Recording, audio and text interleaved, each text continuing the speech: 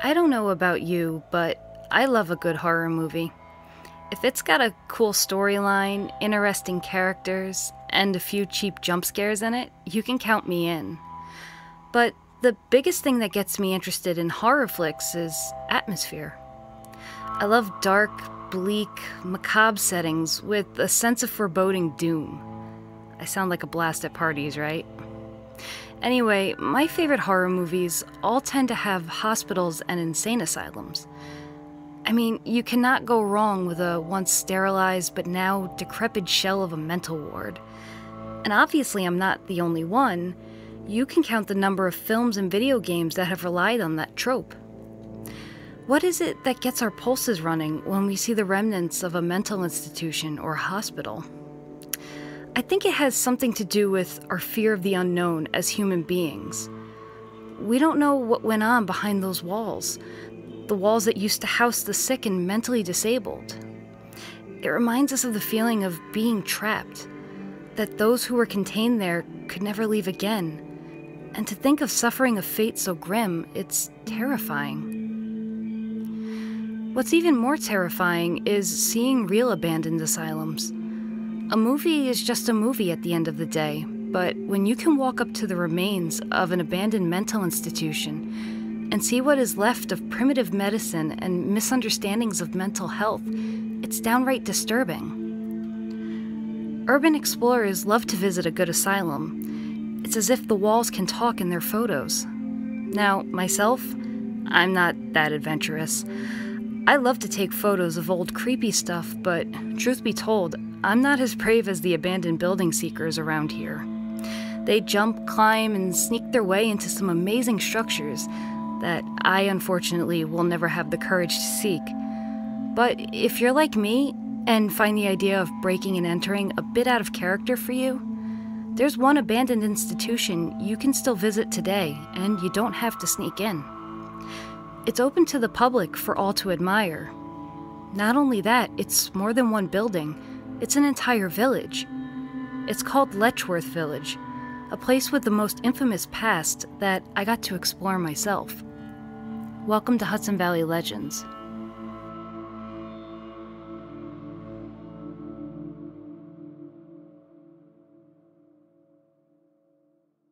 Letchworth opened in the early 1900s and was meant to be a prime example of modern technology, a decent medical institution for the mentally ill.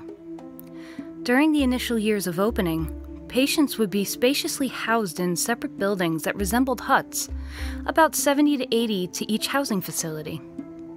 The theory was each hut would be organized and separated by sex and disability. The intent was to provide safety for the patients and ease the day of the staff. The concept was like any other for its time. Most asylums at that point were cramped, tall buildings with no space, patients just shoved into rooms and left to suffer. This was supposed to change the face of medicine. However, with the increase in popularity of Letchworth came the increase of patients.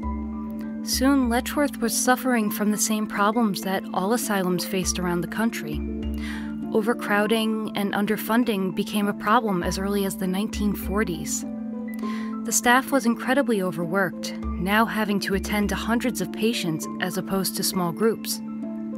The huts were filled beyond capacity and no longer organized, housing whoever they could fit in there.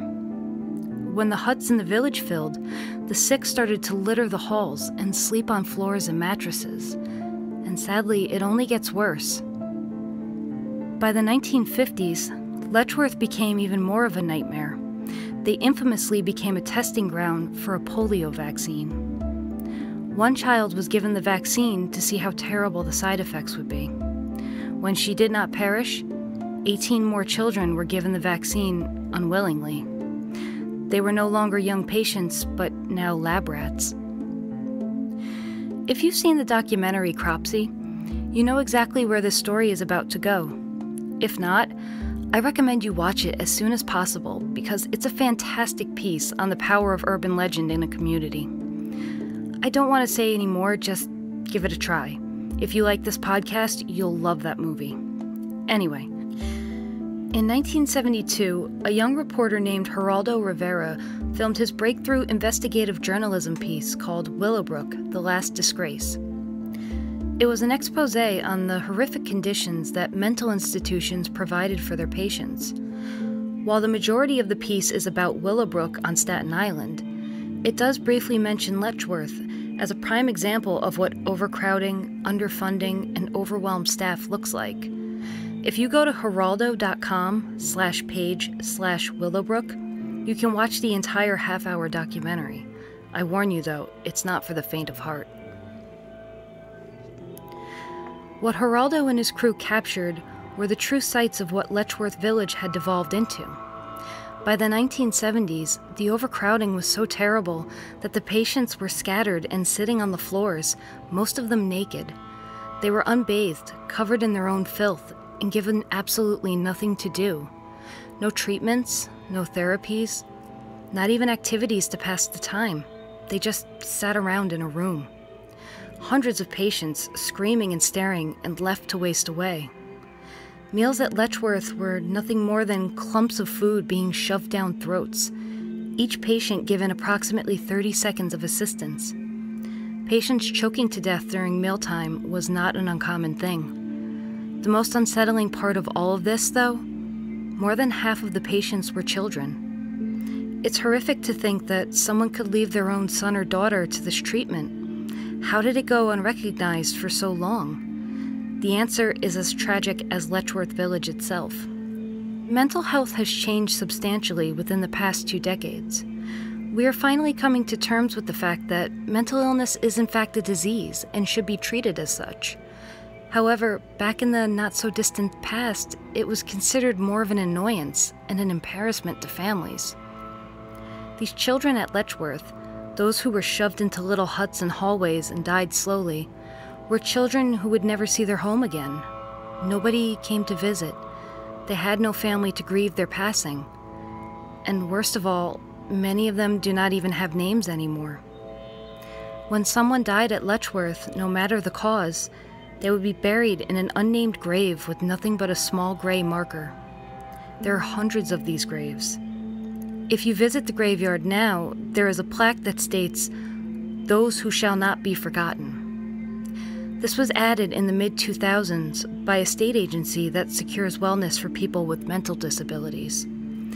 It's a beautiful addition to the otherwise solemn, depressing gray markers sticking out of the grass with nothing but a number on them. On the plaque is a list of over 800 names, all of those who passed at Letchworth. I hate telling you this part, but many of the names on the plaque are baby boy or baby girl and their surname. Some of these children didn't even have first names because they were quickly sent away to Letchworth. Their names have been lost to history. I imagine you're wondering what happened to Letchworth after all the horrible news came out. Thanks to Geraldo's eye-opening expose in the 70s, people started to realize what was happening behind the walls of mental institutions, and they demanded reform. While that reform started to take shape around the country, Letchworth shockingly stayed open all the way into 1996, when the doors finally closed, and all that was left behind were the Hudson administration buildings to rot away in a small upstate town. Anyone who is a fan of ghost hunting shows on television probably already know everything I just spoke of. It's been the subject matter of many shows, and for all the right reasons. The walls are filled with a sad history, and you can feel it the moment you step onto the property. When I was told by my urban explorer friend that you can literally just go walk up to Letchworth, I thought she meant it would be an easy trespass. But when I drove up to Thiells, a small hamlet near Haverstraw, and parked right in front of the decaying administration building, I was greeted with a sign that said I could walk the premises freely until certain hours. The only rule that the sign enforced was, "Please stay on the pavement and do not enter the buildings." I laughed to myself about that. Who comes here other than weirdos like me? Is that sign for ghost hunters or podcast hosts? And as if on comedic cue, I saw a woman walking her 2 dogs by what looked like one of the old huts, the roof caved and vines wrapping all around the doors and walls. I was shocked, This old abandoned village was a park open to the public. I've never seen anything like it. People playing with their pets and taking casual Sunday strolls past abandoned relics of horrific medical past. It's such a strange juxtaposition. I was curious as to why the village is still standing. Why doesn't the town want this place removed?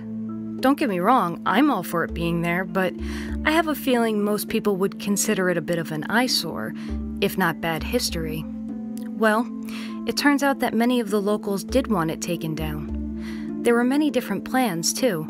A developmental center, a hotel, possibly even a stadium. But none of it came through. So, in 2016, 20 years after the doors closed to an already decaying facility, and despite the town's desire to put Letchworth Village to rest, it still stands. I recommend you visit Letchworth for a few reasons.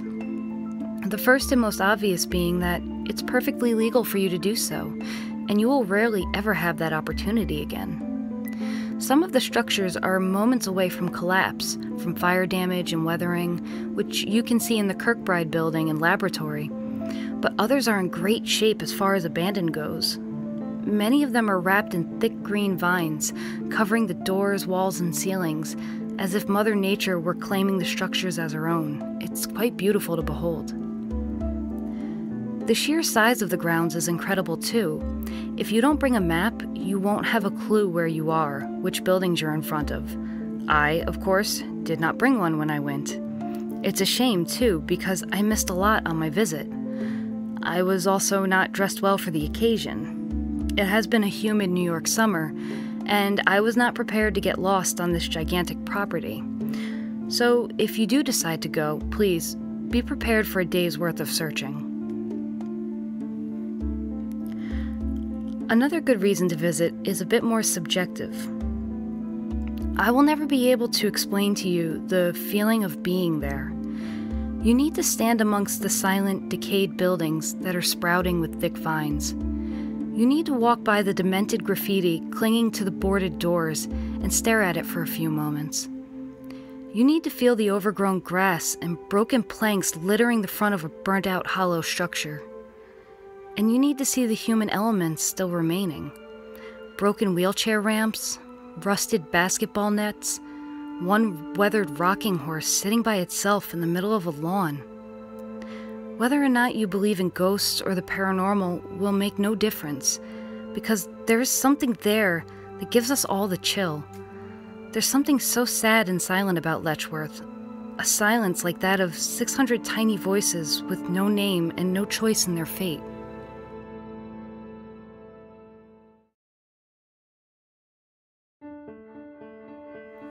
Hudson Valley Legends was written and narrated by Toni Odell, produced and scored by Michael MacDermant. You can find us at www.hudsonvalleylegends.com. Be sure to subscribe, comment, share, whatever it is you can do to help spread the show. I want to take a few moments to thank everyone for their incredible support lately. We've had quite the influx of listeners, and the feedback has been incredible. It means a lot to me that you enjoy the show so much, and I'm very grateful for your listenership. If you have any topics you'd like to suggest, please email me at hvlegends@gmail.com. If we discuss a topic, I will gladly give you credit for the inspiration. If you're a really big fan of the show, I ask that you consider donating. You can find the donation button on the main page of the website or visit our Patreon page. The show is made out of love and admiration for the beautiful area we live in. It takes almost 2 weeks to create one episode because everything is researched and drafted. Add that to the time it takes for each musical composition to be written by Mike. It's a lot of work. Well, we both love what we do. Hudson Valley Legends does have its monthly costs with domain, equipment, travel, and hours spent. Donations to our PayPal or Patreon will not only keep us afloat, but help us create higher quality productions for you to enjoy. Also, if you have a local business and would like to sponsor Hudson Valley Legends, please see our website for more information. Thank you again for all the support, and we'll see you next time on Hudson Valley Legends.